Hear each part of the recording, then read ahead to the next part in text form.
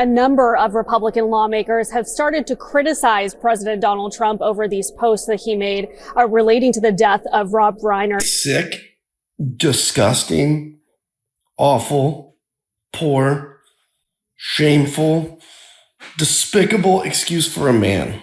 And even less, a man, a president of the United States. Days of us expecting this president to be a consoler-in-chief, a uniter-in-chief, even anything close to that, those are long gone. Statement is wrong, regardless of one's political views. This is a family tragedy, not about politics or political enemies. Remember how just last month, like MAGA were calling for anyone who spoke unkindly on the death of Charlie Kirk to be fired. So when you see someone celebrating Charlie's murder, call them out. And hell, call their employer. Well, here's the president when he was asked to clarify his utterly repulsive comments in the wake of Rob Reiner's tragic death. Please. Mr. President, a number of Republicans have denounced your statement on Truth Social after the murder of Rob Reiner. Do you stand by that post? Well, I wasn't a fan of his at all. He was a deranged person as far as Trump is concerned. He said he knew it was false. In fact, it's the exact opposite, that I was a friend of Russia, controlled by Russia. You know, it was the Russia hoax. He was one of the people behind it. I think he hurt himself in career-wise. He became like a deranged person, Trump derangement syndrome. So I was not a fan of Rob Reiner at all in any way, shape, or form. I thought it was very bad for our country, yeah. As the world tries to process the death of a beloved Hollywood legend in tragic circumstances, the President of the United States decided that it's politically useful to turn the moment into a rant about, well, himself, obviously. Something that has alienated even his fellow Republicans. Legendary filmmaker and actor Rob Reiner and his wife Michelle were tragically murdered in LA. Reiner helmed one of my favorite movies of all time, A Few Good Men, but was also known for classics like When Harry Met Sally and Stand By Me. He was also a longtime political commentator and a vocal critic of Donald Trump. It's going to take a long time to rebuild the shining city on the hill, the beacon to the rest of the world. You go to outside of our country, and I've been out in the UK and other places. They don't know what the hell's happening in America. They don't understand what's happening. This used to be the place that welcomed immigrants, that welcomed people, and it was our strength. The diversity was our strength.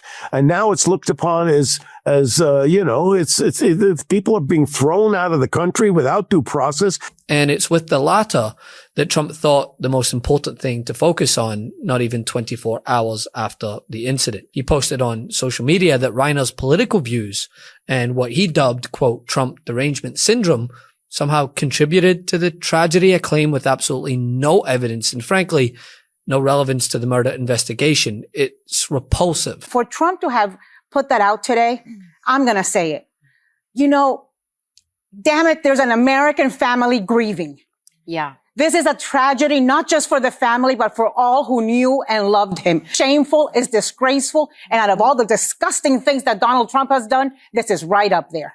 So classlessly blaming Rob Reiner, his passing, on Trump derangement syndrome. Now, that reaction has drawn sharp criticism from both Democrats and some Republicans, including voices within Trump's own political party who have called his comments inappropriate and insensitive, like they never saw this coming. Critics across the political spectrum, from Democratic leaders to Republican lawmakers like Representative Marjorie Taylor Greene, publicly rebuked Trump's response, saying that this was a family tragedy, not fodder for political commentary. Felt about Rob Reiner, this is inappropriate and disrespectful discourse about a man who was just brutally murdered. He challenged some of his Republican colleagues to come up with some explanation to defend the president here, but so far it doesn't seem like that has happened. Now, this is a statement that came in so far below that bar, it's hard to even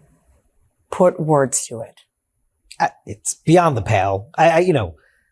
Any 5-year-old can see that statement and know that's not an appropriate thing to say. As far as I could tell, and our team looked into it, most of the comments were not supportive of the president. The comments were many of the comments, I should say, not most, many of the comments were saying, Mr. President, enough. That tells you something. Yeah, but also should tell you something that the rapid response team and the White House reposted that seconds after President Trump did. I mean, it's not something that they're shying away from. And when you talk to Republicans, and of course, now we've heard at least 2 Republicans come out and slam his remarks, but those were 2 Republicans who were already slamming most of what he was doing these days. Tom Massey and Marjorie Taylor Greene.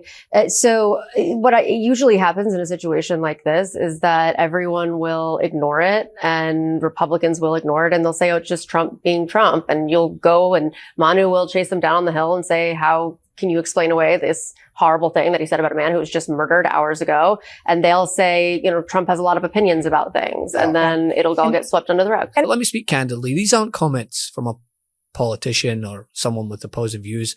These are comments from an absolute monster, driven by an insatiable quest to quench his own ego to the point that he makes even the most tragic and heartbreaking situations about him.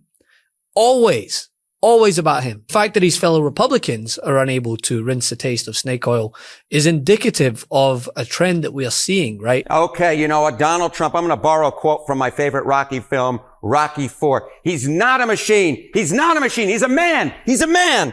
And what are we talking about here? Strongly approve of Donald Trump. Okay, this is 2024 Trump voters. In March, it was 66%. Look at where we are now. It's just 50% of 2024 Trump voters strongly approve of him. Look, Trump voters still like Donald Trump, but they don't love him as much. And that means there's a permission structure to actually go against him. And that is exactly what you saw in Indiana. Countless polls show that there's a growing unease among some Republican voters about Trump's conduct and rhetoric, and there seems to be many Republicans who are moving away from the MAGA style of politics, not to mention that he is performing terribly across every major issue.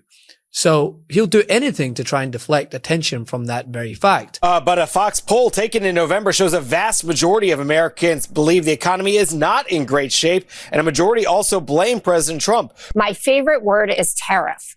I just helped our farmers out because they're starting to do really well. The tariffs are making them rich. There is not a farmer that you could find to do an interview that is saying, I have been made rich because of Donald Trump's tariff policy.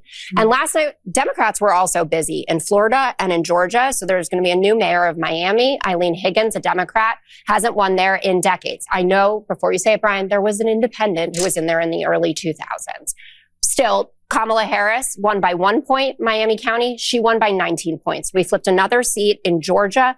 So far in 2025, Dems have flipped 25 GOP held seats. The GOP have flipped 0. But I'll tell you, you know, one thing that Rob Reiner wouldn't want is for us to let up, to not discuss how terrible of a job this president is doing and the fact that he's making life more difficult for the very people that Rob Reiner fought for. At a time, by the way, when many others in his industry were too afraid to speak up. Nightmarish what's happening in America. And hopefully people will be able to see that.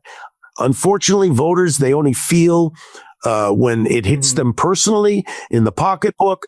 But when they feel that, which they're going to start to feel, and they also feel their rights being taken away, it may start to change things, but hopefully it's not too late. The man also demonstrated his humanity. I mean, listen to this response when he was asked a question on the death of Charlie Kirk, someone who he clearly did not agree with politically. When you first heard about the murder of Charlie Kirk, what was your immediate gut reaction to it? Well, horror, absolute horror. And I unfortunately saw the video of it, and it's beyond belief what happened to him, and that should never happen to anybody. I don't care what your political beliefs are. That's not acceptable. That's not a solution to solving problems. And I felt like what his wife said at the service, that the memorial they had, was exactly right. And totally, I believe, I'm Jewish, but I believe in the teachings of Jesus, and I believe in doing to others, and I believe in forgiveness. And what she said to me was beautiful, and absolutely, she forgave his assassin. And I think that is admirable. But this is why I don't sit and humor the both sides nonsense. Almost every notable Democrat immediately responded to the death of Charlie Kirk, condemning the violence, calling for unity in the face of a family being torn apart, regardless of political differences. And then the likes of J.D. Vance, they were out here calling for the firing of anyone who didn't subscribe to that. To then see this from the man elected to the highest office, it's so repulsive. It's so vulgar, and it's so indicative of Donald Trump. Love this video? Support independent media and unlock exclusive content, ad-free videos, and custom emojis by becoming a paid member of our YouTube channel today. You can also gift memberships to others. Let's keep growing together.